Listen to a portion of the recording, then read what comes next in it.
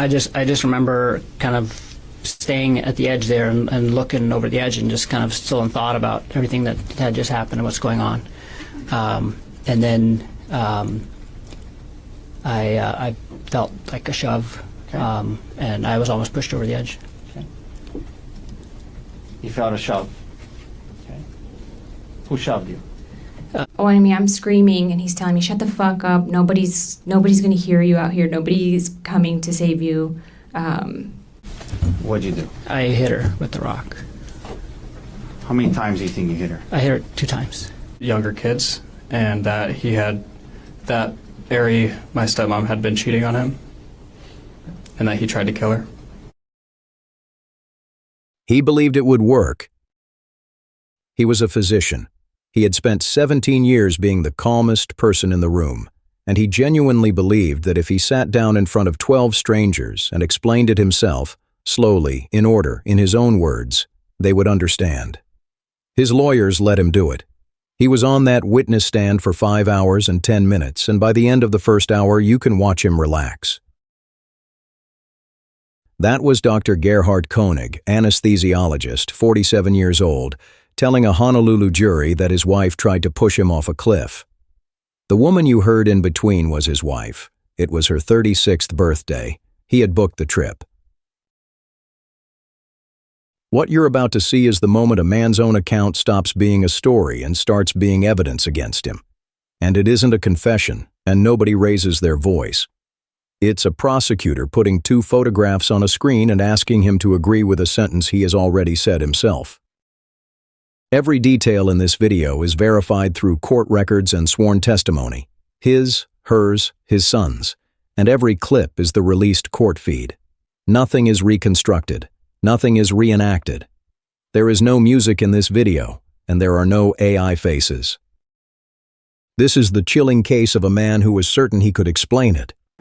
Okay, I want to fast forward in time a little bit to the photos you mentioned later. Sure.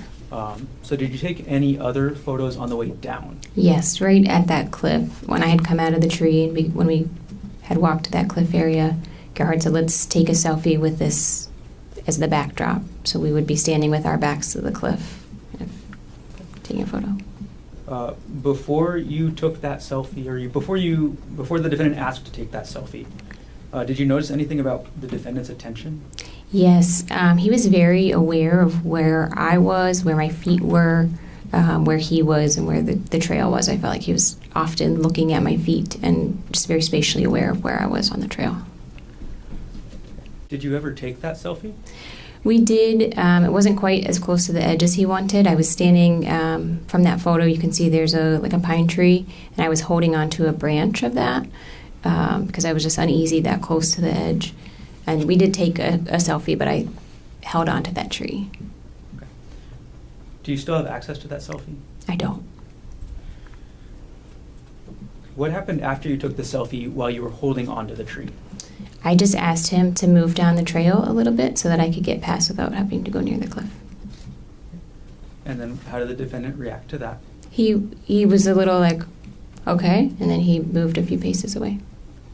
Okay. So after the defendant moved down the trail a few paces away, what did you do? Then I walked to him. So he was then facing me and the cliff, and I walked up to him. And again, everything was normal. I walked up and just kind of like brushed my hands against his shoulders, like kind of like a little hug. Okay. As you had your hands against his shoulders, where was the defendant facing? He was facing the cliff, facing me. My back was to the cliff, and he's facing me at the cliff. And how far behind you was the cliff? Feet, 10 or less. Excuse me, I couldn't hear that. 10 or less feet.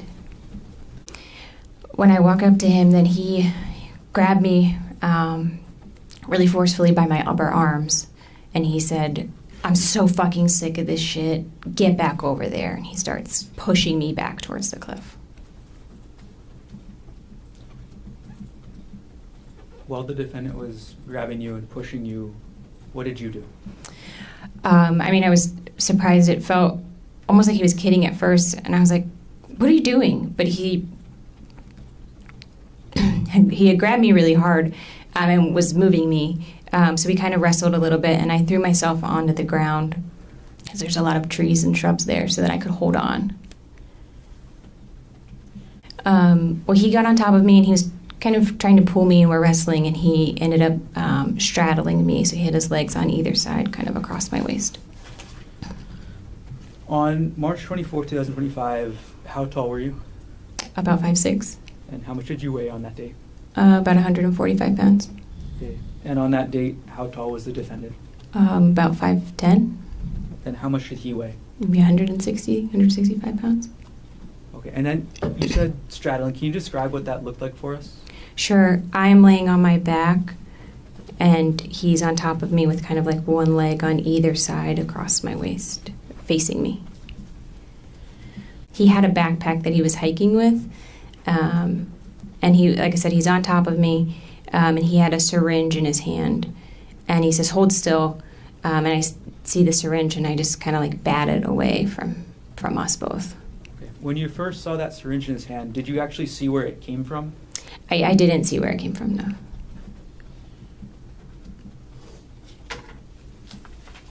All right. And you said you were able to bat it. Do you know where it went? It just fell on the ground sort of near us. It would have been to my left because I could still kind of see it in my periphery. So I was trying to make sure it wasn't going to get grabbed again. And then could you describe what you remember about the syringe, what it looked like? Sure. It was a clear syringe with a blue piece, maybe blue plunger, I guess is what that's called. Once you were able to bat the syringe away onto the ground, what did the defendant do next? So he had taken his backpack off, and it was on the ground to his left, so kind of to the right side of my body here. And he was digging in that with his left hand, and then kind of holding me down with his right hand. And I'm screaming, and I'm saying, "What the fuck are you doing? Get off me." And he's saying, like, "Fuck you, you're done. I'm so sick of your shit, I'm so done with you." And I'm trying to kind of protect myself and get out of there. But also he's gripping his hand closed really hard. And there's a vial in his hand, so I was trying to pry his hand open so I could grab that vial out. Okay. Which hand did you see the vial in? All right, you mentioned the defendant was saying some things. Can you tell us what you remember he said as he was on top of you? Yeah, I'm screaming, and he's telling me, "Shut the fuck up, nobody's gonna hear you out here, nobody's coming to save you." And I'm saying, like, "You can't do this. Everyone knows we're on a hike. They'll know this wasn't an accident, and our kids will be orphans. You'll go to jail, and I'll be dead. Like, you have to stop." And again, he's saying, like, "You're done. We're done with you. We don't need you anymore. You're done. You're done." Did telling the defendant any of these things that you told him, did that get him to stop? No, not really. And I had said, like, "Your mom just sent me a really beautiful text for my birthday. Like, your family will be upset if I die. You can't face our kids after this, you know." And he did seem at that point to, like, calm down a little bit. Like, it seemed like he took a deep breath and calmed down. And so I had this moment where I was like, okay, this is the break. Like, I can get out. And then he just starts hitting me with a rock. Self physically at all? Yes, and I'm screaming and trying to defend myself physically. So I think I bit his forearm at one point, trying to, that would have been his right forearm. And then I was also squeezing his testicles with so I had my right hand trying to squeeze his testicles to get him to get off of me. Okay. And was that, when you were doing those things, was that before or after he calmed down, as you just said? That was before he calmed down. Okay. When the defendant was hitting you with the rock, did you say anything? I just started screaming because in my mind, he was trying to knock me unconscious to get to be able to drag me over the edge. So I just was screaming then as much as I could. Did the defendant respond to what you were screaming? No. Did anybody other than the defendant respond to what you were screaming? Yes. So I'm screaming, and I do think I was saying something like, "Please help. He's trying to kill me." You know, I'm hoping somebody can kind of hear that. And I, at some point, hear a woman's voice say, "We're here. We're calling 911. We're here. We're calling 911." Okay. So after you hear that woman's voice, what happens? He just kind of like, Gerhardt just kind of froze and knelt back away from me. And Two hikers heard her. They called it in. Police reached the trailhead at 10:38 in the morning. 13 minutes later, further up that ridge, the first officer's own body camera has him stopped, down on one knee, breathing. A year later in court, he is watching that footage back and he is asked what he was doing at that moment. He says, under oath, "I have no idea. I think I was just trying not to pass out." Arielle Konig survived. She walked off that mountain with two strangers, and she went home from the hospital the next day. Now, while she was still on that trail 4 minutes after police arrived, a phone rang in a house in Oahu. A boy picked it up. He is the doctor's son from his first marriage, and what you are about to hear is his testimony in a courtroom about that FaceTime call. Listen for one sentence, not the crying, not the blood, not the cliff. One sentence, because a year later, his father will take that same witness stand and give you a different version of it, and everything in this case will come down to which of them you believe. Okay. And Emil, what time were those two video FaceTime calls on March 24th, 2025? The first one was at 10:42 a.m. and the second one was at 11:46 a.m. Okay. What did you see on the other side of the screen when you picked up that call? I saw the defendant. Can you describe the defendant as you saw him on that call? Wearing sunglasses, dry fit shirt. That's all I saw. Did you see the area that the defendant was in? And did the defendant tell you anything during that call? Yes. What did the defendant tell you during that call, as close to word for word as you can remember? That he would not be making it back to Maui and to take good care of the younger kids, and that my stepmom had been cheating on him and that he tried to kill her. Okay. That's a lot, but I'm going to break that down a little bit.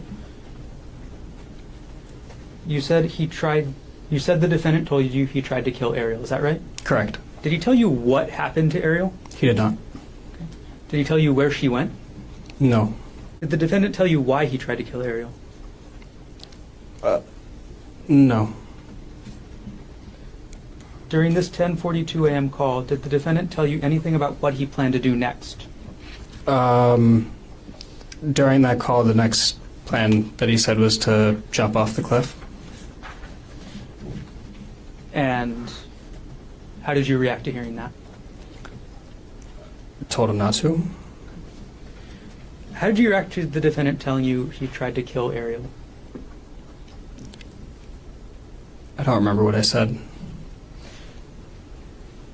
Do you recall, during this first call at 10:42 a.m., did you ask the defendant any questions yourself? Yes.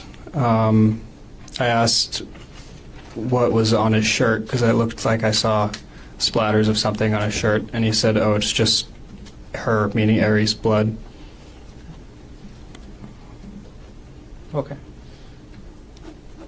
So far you've told us that the defendant told you he tried to kill Arielle, that Arielle got away, that Arielle was cheating on him, that he planned to jump, and that the blood on the shirt he's told you was Arielle's. Is that right? Correct. Okay, did I miss anything so far? No.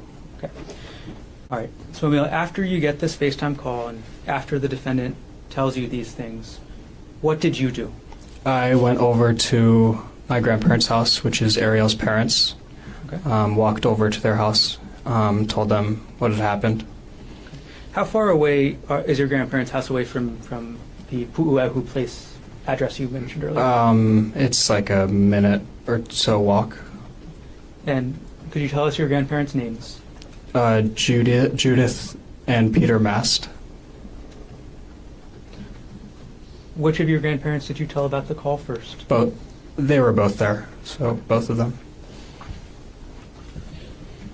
What happened after you told, Was it?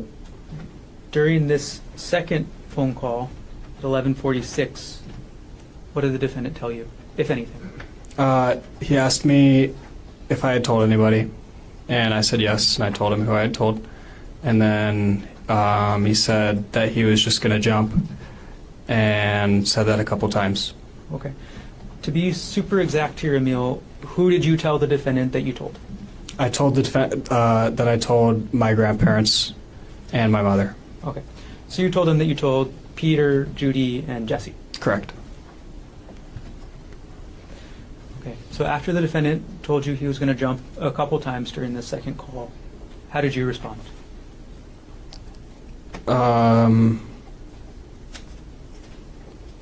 Same way as before. Said not to. I don't know. You told the defendant not to jump. Right. Okay. How did the second call end?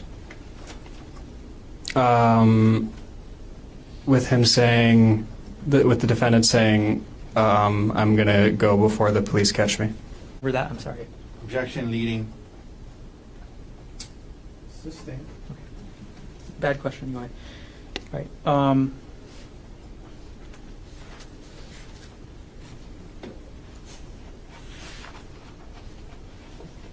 3 agencies, 2 drones, a helicopter, a K-9 unit. And after 8 hours, they still had not found him. They found him that evening near the Pali Highway. He was held without bail, and he pleaded not guilty, and for the next 12 months, almost nobody heard a word from him. And then his lawyers did the thing that defense lawyers almost never do in an attempted murder trial. They put him on the stand. There is a reason that is rare. A defendant who testifies hands the state a gift. Every word he says can be taken apart, one line at a time, by somebody who has read the file for a year. Most lawyers would rather lose in silence. He testified for 5 hours and 10 minutes. What follows is his account of that morning, in his own words, in order, with nothing cut out of the middle and nothing said over the top of it. Watch how calm he is. Then remember that the 2 witnesses on this trail did not know either of these people and had no reason to lie about what they walked into. And she said, like, I won't travel with Jeff. Did you guys end up taking a selfie? Yeah. First she was like, again, like almost manic, like super happy, and was trying to basically, get me to be in a better mood, and she was like, I'm gonna climb this tree, take pictures of me in this tree. And so she handed me her phone, and I took some pictures of her in the tree. And then after that she said, let's take a selfie by the cliff's edge. That was her idea. Yes, Okay. Did you guys take one? we did. And what happened after that? I just remember kind of staying at the edge there and looking over the edge and just kind of still in thought about everything that had just happened and what's going on. And then I felt like a shove, Okay. and I was almost pushed over the edge. Okay. You felt a shove. Okay. Who shoved you? Ari did. What did you do right after that? Barely caught myself and turned around and looked at her and was like, what the fuck was that? Like, Okay. Turned around and was like, what, like, was like kind of in shock, like, what the fuck was that? yes. Okay, and then did you move towards her? Yeah, I did. I was like, just asking her, like, what was that? And started walking towards her. Okay. Because at this point, she was like 5 or 10 feet away from me. Okay. So you walk towards her, and you mentioned when you're walking towards her, where were your hands? When you start walking towards her, is she saying anything? Not initially, but I turn around and I'm asking her, like, what the hell's, what the fuck just happened and what's going on? And as I'm starting to walk towards her, she starts yelling. She starts yelling. Yeah, help me, help me. Okay. And then what happens? And then I just keep walking to her, like, what are you doing? Were you And I telling get her, like, why are you screaming? Yeah, what are you doing? And I get to her, and I'm like,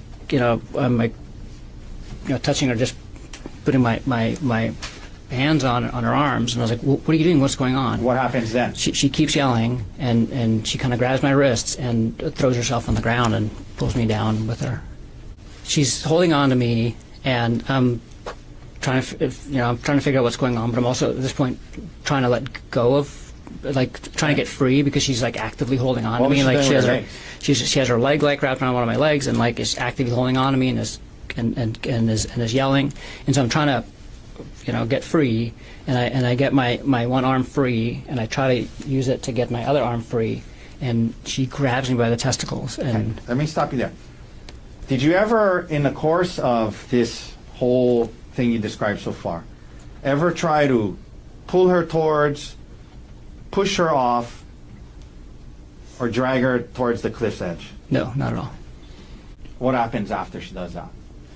Then I try to free my testicles, and so I'm like thrashing with and I get both hands free, and I'm trying to get her to let go of my testicles, and then she hits me with a rock on the side of the face. Okay. She's holding on to your testicles. You're kind of focused on that, obviously, and then at some point while you're focused on that, you and it happened all really fast. Yeah. But That's I'm glad you raised that up. Was this like happening slowly, where you had it time all to happened within probably less than a minute, maybe quickly? slightly more than a minute, but 2 minutes or something. From the moment that like we were on the ground and she was grabbing my testicles, was like It happened quickly. everything after the grabbing of the testicles happened very quickly. Okay. And you weren't timing it or anything. No. This is just your estimate. Okay. So now she's holding on to you. She's squeezing your testicles, and you kind of dealing with that. And she's on the ground, and you're kind of on top of her. Yes. Okay. And you said then you felt you got hit with the rock. Yes. Where'd you get hit? On the left side of my face. How many times? She kept doing it. The first blow she landed really well, and after that I was able to block Okay. fairly well. She did like land a couple more, but not as bad as the first one. So she still got your testicles? Yeah, so she's like holding my testicle and just like hitting me like this. And now do you stop? They had been married 6.5 years. Together, 9. He was 46. An anesthesiologist. His was the only anesthesiology group on the island, and they had bought a house close enough to the hospital that he could walk to work. She was 36, a nuclear engineer. She managed fuel supply for a company called TerraPower, and she did it remotely, because, in her words, there are no nuclear power plants on Maui. Their sons were 4 and 2. The hike was for her birthday. Everything you are about to hear, he said himself. Under oath, on cross-examination. Nobody is characterizing anything. The prosecutor simply asked him to do the arithmetic out loud. Dr. Konig, we're going to keep this very limited. I'm going to go through 2 situations. Situation 1, if Ari divorces you, you're likely going to be paying child support, correct? Yes. And you know from your last marriage, that's very expensive, right? It's not that expensive, but You paid almost $30,000 a year in 2018, correct? it's not a reason why I wouldn't divorce her if we had a good reason for it. That's all I'm saying. If Arielle divorces you, if she divorces you, you're likely the one that's going to be paying child support. That's correct? If we ended up getting a divorce, I would be paying child support, correct? If Arielle ends up divorcing you, you don't get anything from her life insurance, correct? If Arielle, if we get divorced, neither one of us gets either one of our life insurances. Arielle divorces you, you don't get any of her retirement accounts, correct? If we get divorced, well, that's not true. No, if we get divorced, Arielle might get some of my retirement account because my retirement account is much bigger than hers. The question was, if Arielle divorces you, you do not get her retirement account, correct? This is a question of law. That's not, that's overruled. I know that the retirement accounts are going to be, I know that retirement account division is part of divorce, and I know that there's a lot of things that go into that calculation. I know that my retirement account is much bigger than her retirement account, and I'm not sure what portions we'll be able to keep because it's based on when the contributions were made and things like that. You know that you're likely not going to be taking her retirement if she divorces you, correct? Like I said, I don't know what's going to come of all that. It's a complicated. It's much more complicated than the life insurance issue, for example. And you know that if Ari divorces you, a likely outcome would be 50-50 custody, correct? It depends on the circumstances of the divorce. You knew before March 24, 2025 that if Arielle divorced you, 50-50 custody is generally standard, correct? Yes, absolutely, and that's what I would have been advocating for. Second scenario, if Ari dies, you don't pay any child support, correct?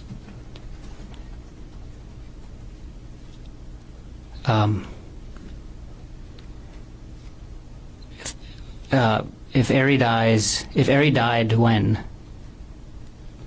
If Arielle Konig dies, you're not going to be paying her any child support, correct? If Ari dies, and yes, I would not be paying. Yes, I would not be paying a dead person child support. Yes. If Arielle dies, you get the $250,000 life insurance policy she took out, correct? Yes. That your your suggestion, correct? Not my suggestion to take out the life insurance policy. It was a joint decision. If Arielle dies, you get $250,000 from her retirement, correct? Yes. As the sole beneficiary, correct? Yes. If Arielle dies, you get full custody of the kids, right? If Arielle dies, I'm the only parent left. Yes. No further questions. Her death was worth about $490,000 to him. His death was worth over $2 million to her. $1.5 million of it from a policy he took out himself 2 months before the hike. You get hit with the rock.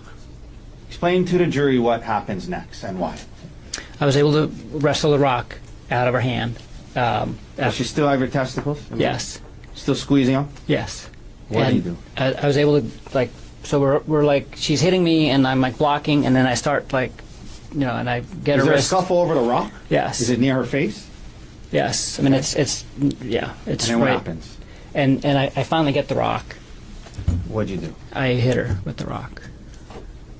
How many times do you think you hit her? I hit her 2 times.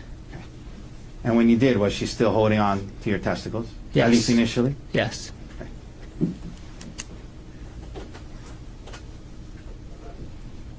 Why did you hit her? Why did you react that way? Just on instinct to defend myself. Okay. How fast was this all happening? Pretty fast? Really fast. Okay.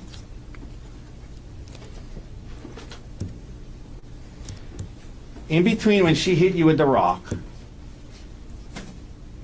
and in between the time she hit you with the rock and when you hit her with the rock, were you able to safely retreat and get away from her? No. Okay. Why not? She was holding on to me. Including your testicles? Yes. Did you hit her in the face or the eye with the rock? No. Where you said 2 times. Where did you hit her? On the side of the head. Okay. So we've seen these photos of the stellate laceration. You caused that by hitting her, right? Yes. Okay. Did you continue to hit her after those 2 hits? No. And why not? Because she stopped fighting. She let go of my testicles, and I was Okay. able to stand up. And then you stopped. Yes. There was testimony about the 2 witnesses. Did you stop hitting her because the witnesses showed up? No. I didn't know that they were there until after I stood up. Okay. Did you see blood? Yes. Was there a lot of blood? There was a lot of blood. Did you see her kind of scoot down towards the witnesses? Yes. Did you try to stop her in any way? No. You let her get to them. Yes. Did you hear her yelling to the witnesses, he's trying to kill me? Yes. Gerhardt, did you have any syringes on the mountain that day? No. Did you try to poke her or stab her with any syringes? No. At this point, immediately following what just happened, you saw, you guys had this scuffle. You saw a lot of blood. What was your state of mind and emotional state like right now, right at this point that we're at? Severe emotional distress. How did you feel at that time about the fact that you had responded and defended Horrible. yourself? Let me finish the Horrible. question. Sorry. How did you feel about the fact that even though you say it was, you were defending yourself, how did you feel about that she was bleeding? I felt horrible. Okay. Did you ever plan on hurting her that day? No. Did you ever want to hurt her that day? No. You reacted to defend yourself in the heat of that moment. You said yes? Yes. But did you still feel bad about it? Yes. Did you become, at some point after that, suicidal? Yes. Why? Tell the jury why. To the best of your understanding. I just felt hopeless at that point in terms of everything. Like I felt horrified about what I did to her. Like that I caused this to her. That I had resorted to violence against my wife, the person who I loved the most in the world, and just kind of felt hopeless in terms of our relationship too. Okay. And that being said, I mean, in that moment, were you defending yourself when you reacted that way? Yes. Yes. What did you do next? Now you're heading up the hill. What do you do next?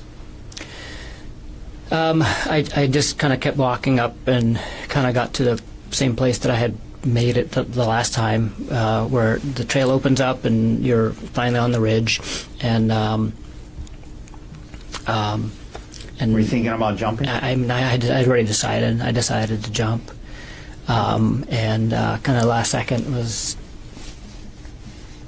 made the decision to call Emil just to say goodbye. Okay. So this incident happens.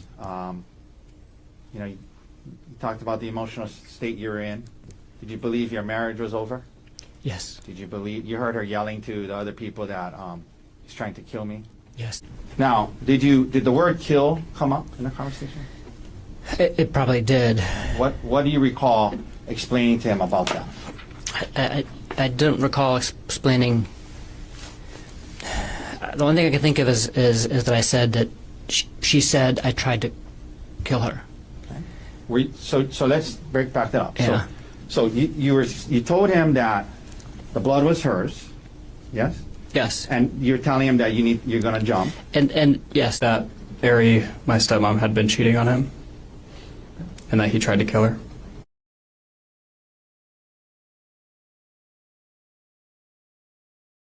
I'm going to leave that exactly where it is because there is no recording of that phone call.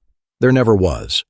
2 people heard it, and they are father and son, and one of them is wrong. So let's go to something that is on the record, twice, from both of them, and it takes 9 seconds. On the way down that trail, they stopped and took a selfie with the cliff behind them. That selfie is gone. Her phone was never recovered. But they both testified about whose idea it was. Here is his answer. And then here is hers. And then after that, she said, "Let's take a selfie by the cliff's edge." That's her idea. Yes. Okay. Yes, right at that cliff. When I had come out of the tree and when we had walked to that cliff area, Gerhardt said, "Let's take a selfie with this as the backdrop." So we would be standing with our backs to the cliff.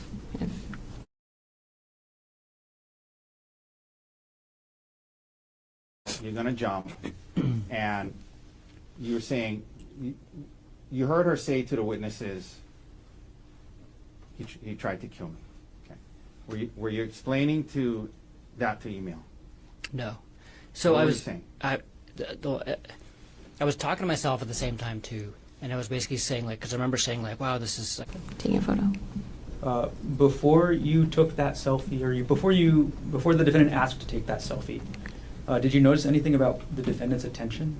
Yes, he was very aware of where I was, where my feet were, where he was, and where the trail was. I felt like he was often looking at my feet and just very spatially aware of where I was on the trail. That being said, the defendant in this case has testified. And you need to judge his testimony the exact same way that you judge anybody's. At the beginning of this trial, you heard a theme, some alliteration with a theme, unwilling or unfaithful, unwilling, untrue. But ladies and gentlemen, after listening to the defendant's testimony, you only need one word to summarize it. One word. Unbelievable. The defendant's story. She started an argument. The defendant's story is that somehow Arielle, on her birthday, on an unfamiliar hike next to a massive cliff, decided to start an argument. Does that make sense to you? No. The defendant's story is unbelievable. Here is what I keep coming back to, and I want to be careful, because this is the part where I'm guessing, and you should know that I'm guessing. He planned that weekend properly. He bought the flights, round trip, home on the 25th. He booked the hotel. He sent her spa information before they flew, and then he booked the spa. That is a man organizing a birthday. And he never sent her a single thing about the hike.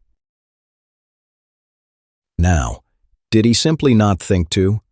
People don't forward a trail map to their own wife. That's a completely ordinary thing not to do. Or did he not send it because he didn't want a record of it? I can't help but wonder. I genuinely don't know, and neither does anybody else.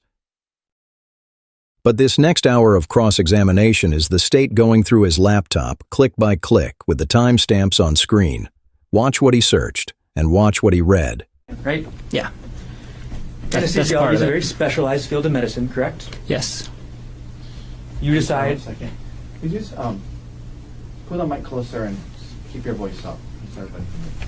Thank you. Okay. You decide how much of each anesthesia drug to give a patient, correct? Yes. You give too little of the drug, and it's possible the patient could wake up during the surgery, right?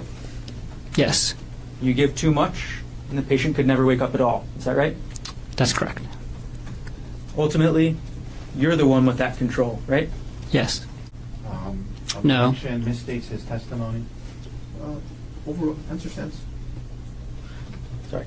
You testified that the cost of living in Pittsburgh was very important to you, correct? Yes.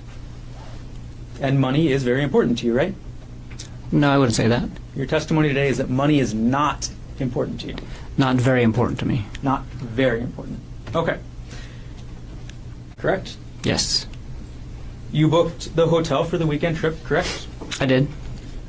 You sent spa information to Arielle before the trip, right? Yes. And then you booked the spa, correct? Yes. You did not send Arielle electronically any information about the Pali Puka hike, isn't that correct? I don't think I did. Now you testified, after you confronted Arielle about this affair, you wanted her to meet your physical needs, correct? I wouldn't characterize it like that. You wouldn't characterize it as Arielle being unwilling to meet your physical needs? Would you? I would characterize that I was in a relationship with Arielle for 8 years, and we had a physical relationship, and I had physical needs as part of that physical relationship prior to me finding out about the affair, and I had physical needs after the affair. Now you've been asked about your research into hiking, is that right? That's right. And you testified yesterday that you do a lot of hiking, right? I do. Isn't it true that there are only searches and computer data related to hiking between the dates of February 28, 2025 to March 4th, 2025 on that computer. That's correct. Let's limit the time frame, Dr. Konig. Between December 2024 and March 2025, the only data related to hiking from your computer is for those 5 days, correct? That's correct.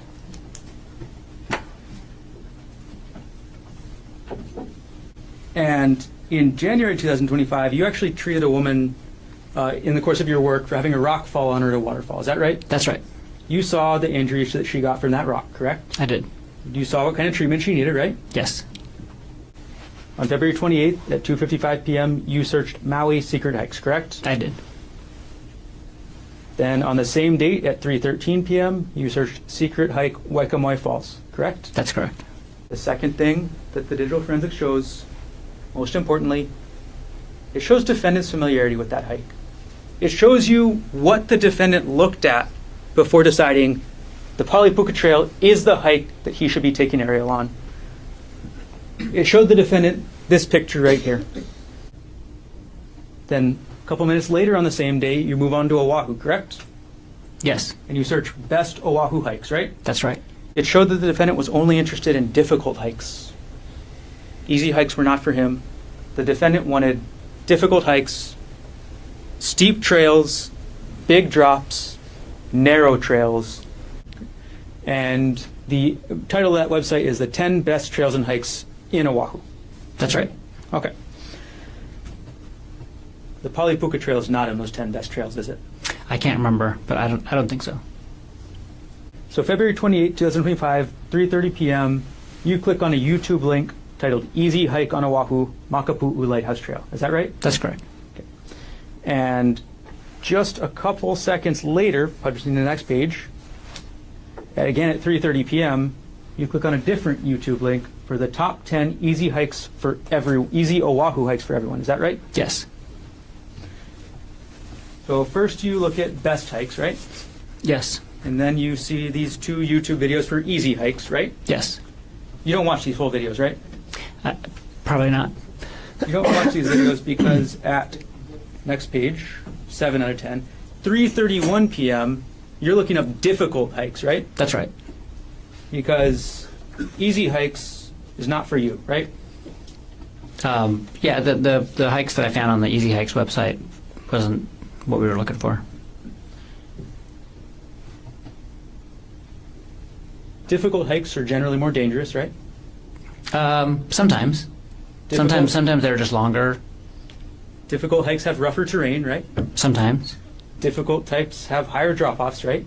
Not necessarily. Difficult hikes can have more exposure, correct? They could. And these difficult hikes, these are the kinds of hikes you were interested in, right? Yes. All right, this is the front page of the website, right? Yes. All right, we're going to go to page 2. When you read this, you saw that sentence that says, the Pali Lookout itself is a popular tourist spot, but 99% of visitors to the lookout don't hike. They just look over the valley. You saw that sentence, right? I'm sure I did. Yeah. And then you saw the page that describes the hike, isn't that right? That's right. You read the description? Yes.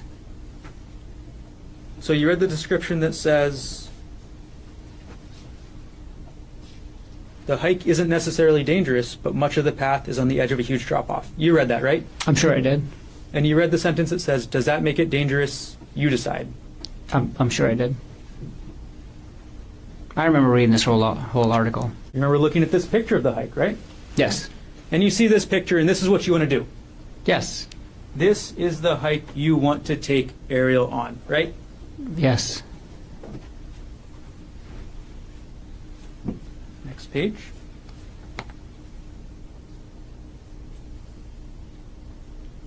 In this page, the author describes and shows a picture of themselves enjoying themselves, right? That's right. They're looking out over the entire windward side, is that right? That's right. And this picture on this side has the puka, is that right? That's right. And this is at the end of the hike, right? I assume so. Actually, from what I've remember from the description is that you can keep going past this for for a little while still, but it's close to the end. And I've never- this is but I've never ultimately been where there. you want to take Arielle, right? Yes. This was the plan, to take her to this section, correct? Yes. And to take Arielle to this section of the Puka, you have to take her through this section, correct? Yes. You have to take her along this trail, along the cliff. Is that right? Presumably, I never got to this point in the trail, but according to the pictures, yes. You never got this far on the trail, right? No. The plan was to get that far on the trail, though, right? Yes. And then you saw the end of the article. Sorry, I'll put it back up. You saw the end of the article where it gives you advice, right? Where it says, be safe going down and take it slow, as it can be slippery and the drop looks very unforgiving. Now, while this is all going on, you've also been working on updating the insurance, correct? Yeah, so we applied at the end of January, and this was March 4th.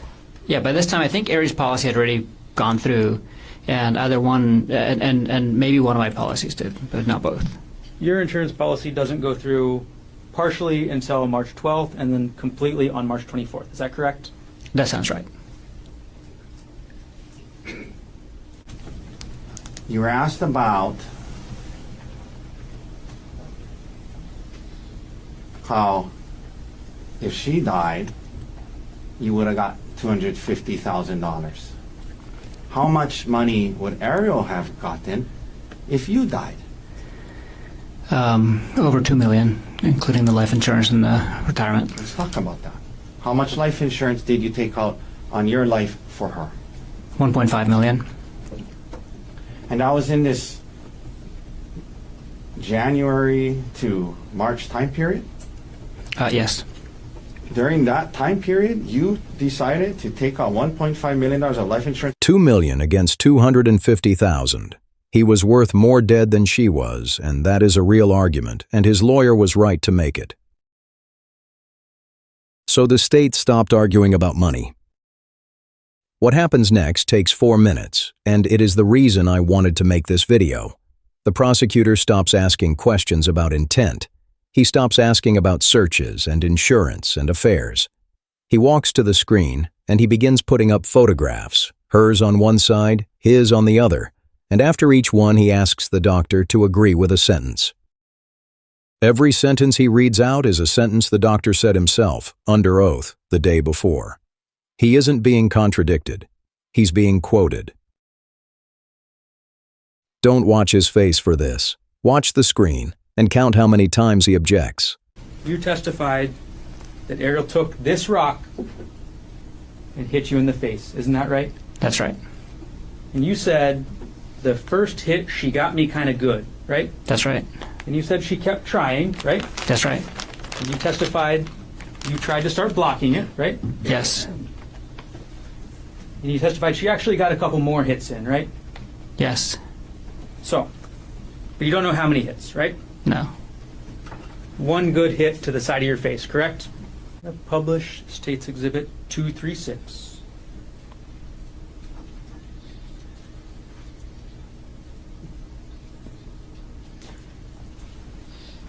This is a photo of you from March 24th, 2025, correct? That's right.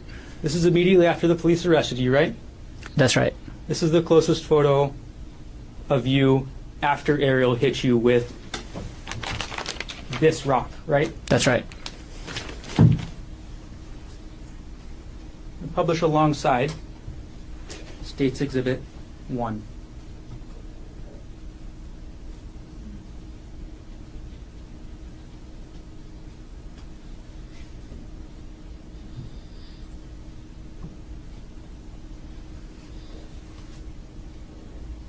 Okay, so on the right side, we have you after Arielle got one good hit with you with the rock, right? That's right. And on the right side, we have you after Arielle kept hitting you with the rock and got a couple other less good hits. Is that right? That's right. On the left side of the screen, you testified that you hit Arielle 2 times, right? That's correct. On the left side of the screen, we have the results that you say you hit her only 2 times, correct? That's correct. Okay, look at the right side of the screen, please. This photo on the right side of the screen is you at the hospital, correct? That's correct.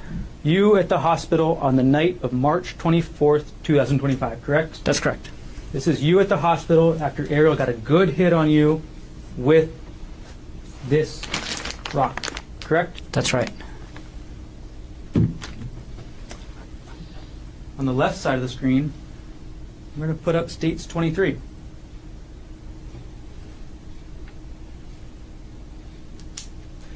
This is Arielle at the hospital, correct? That's right. This is Arielle at the hospital after your 2 hits, correct? That's right.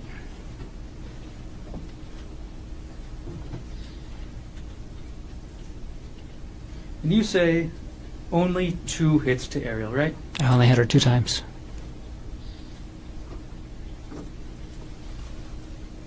This is the front of Arielle's face after those 2 hits, right? Yes. Did you do that? States 22. Thank you. Put up states 27. This is Arielle's hand after those. This is Arielle's hand after those 2 hits, right? Yes. And lastly, we'll put up on the left side states 1, 2, 8.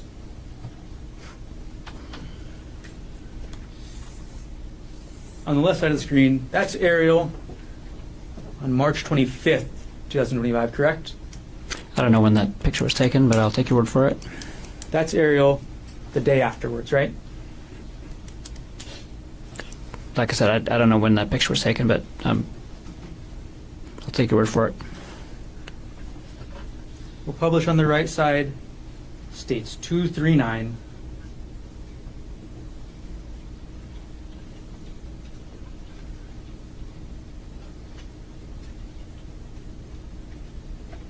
We'll flip it upside correctly.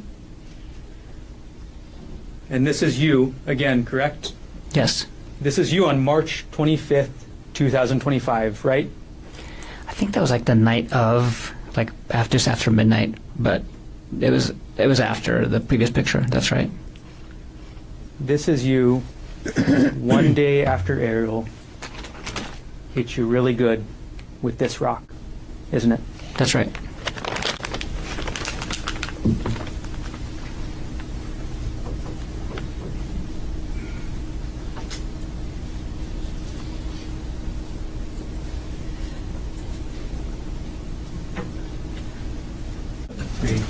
Dr. Konig is present in court on the stand and still under oath. All 4 counsel of record are present. All jurors are back in the courtroom. Mr. Garner, can you continue? I have no further questions.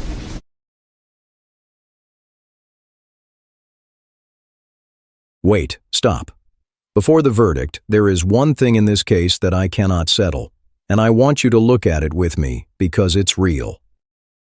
The rock was tested. Both sides agree on the number. On the unstained side of that rock, there was DNA from 2 people. Hers came back at 1 trillion. His came back at 290. The defense says that means she was holding it. The state says her hands were on it because she grabbed it to block him, and that she had defensive injuries on her fingers and her thumb to prove it. Both of those explain the same number. I have gone back and forth on this one for 2 days. Tell me below which one you land on, and tell me why. The rock was in her hand. The rock was in her hand. The DNA shows that. That blows away her whole story. That she didn't have the rock. The rock was in her hand. Her DNA is all over that. Second, Arielle Konig's DNA was on both sides of the rock. And think back. Think back to how Arielle demonstrated what she did. She held up her hand. She held up her hand trying to block the defendant. She suffered defensive injuries from it on her fingers, on her thumb, and that's how her DNA is on that rock. Because she touched it. Her touch DNA is on the rock because she touched that rock to try and stop the defendant. How do you feel about the fact that you put him in that position and made that call to him? So many feelings because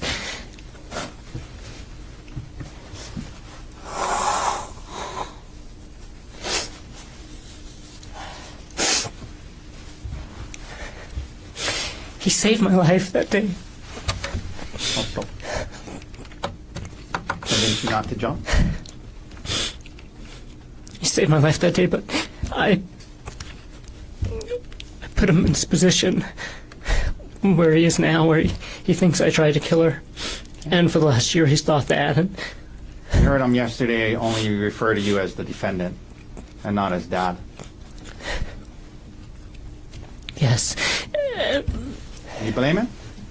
Sorry, one second. You take a break. No, I don't blame him.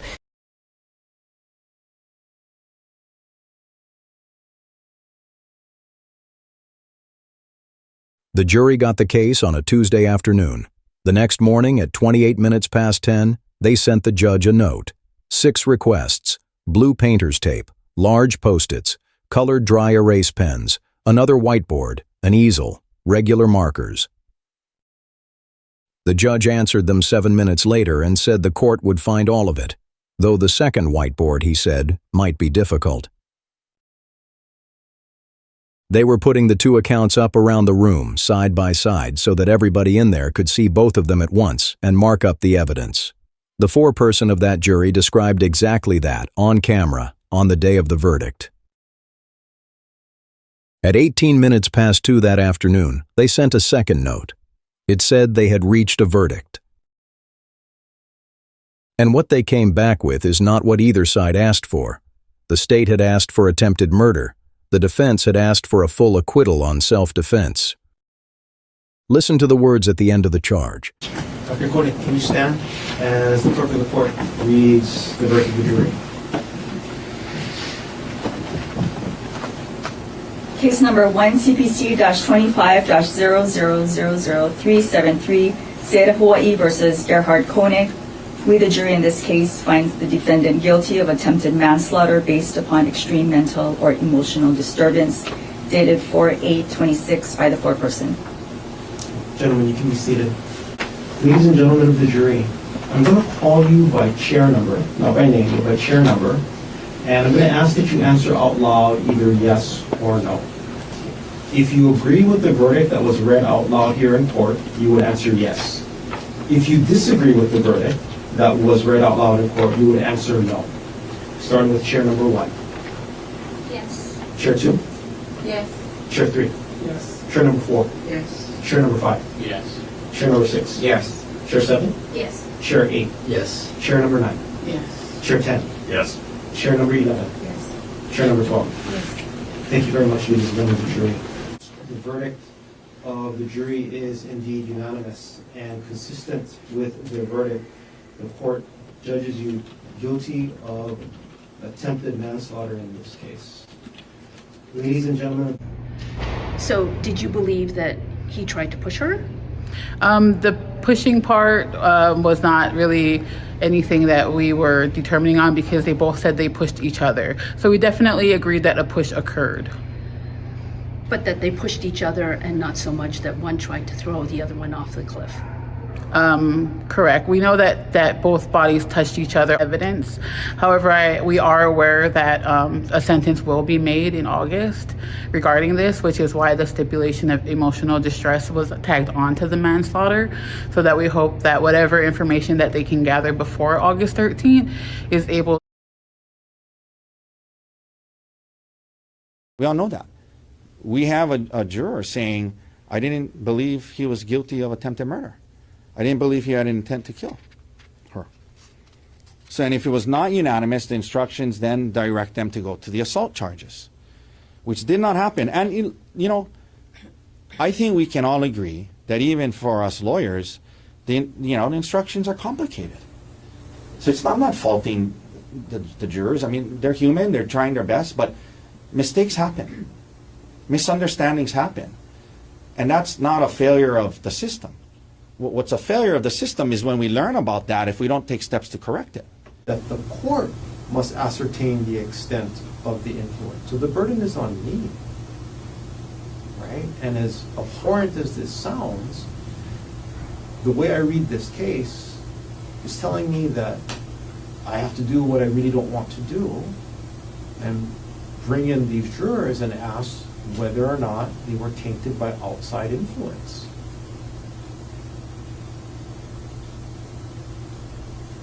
And as much as I don't want to do that, the case law is must. The court must ascertain the extent. 12 people said yes, out loud, one at a time by chair number in open court.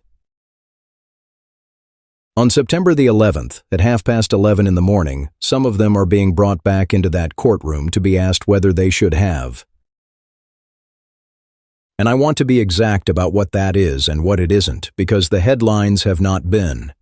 That hearing is not a sentencing. Gerhardt Konig has not been sentenced. He is being held without bail, and the date for his sentencing has not been set.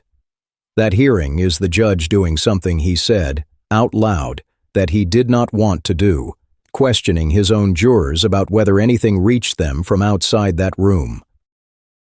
If the answer is yes, the verdict can go. If the verdict goes, then everything you have watched, the 5 hours on the stand, the search history, the 2 photographs, the recess, gets done again in front of 12 different people. And there is one thing about that interview you should know, because it is the whole reason any of this is happening. The woman speaking there was not simply one of the 12. She was the foreperson of that jury. Juror number 9, Makalapua Atkins. She is the one the judge addressed by name in open court when he asked whether the jury had reached a verdict. And it is her signature on the written statement the defense filed to ask for a new trial. In it, she says the jury did not unanimously believe that Dr. Konig intended to kill his wife. Now hold that against the instruction they were given. To even get to the finding they returned, they had to clear intent first, unanimously, and only then consider extreme mental or emotional disturbance. The foreperson of that jury has now put her name to a statement saying they never cleared it. She said the emotional disturbance finding was tagged on in the hope it would shape what happened at sentencing. And you may see that completely differently, and that's the argument I actually want to have. 2 options. 1. The verdict should stand. 12 people sat through the whole trial. They were polled one by chair number, and every one of them said yes. And a defendant does not get a second trial because of what a juror said afterwards. 2. It should not. If the instructions were not followed, the verdict is not the jury's verdict at all, and it doesn't matter how inconvenient that is or how tired everybody is of this case. Which one is it? Tell me below, and tell me why.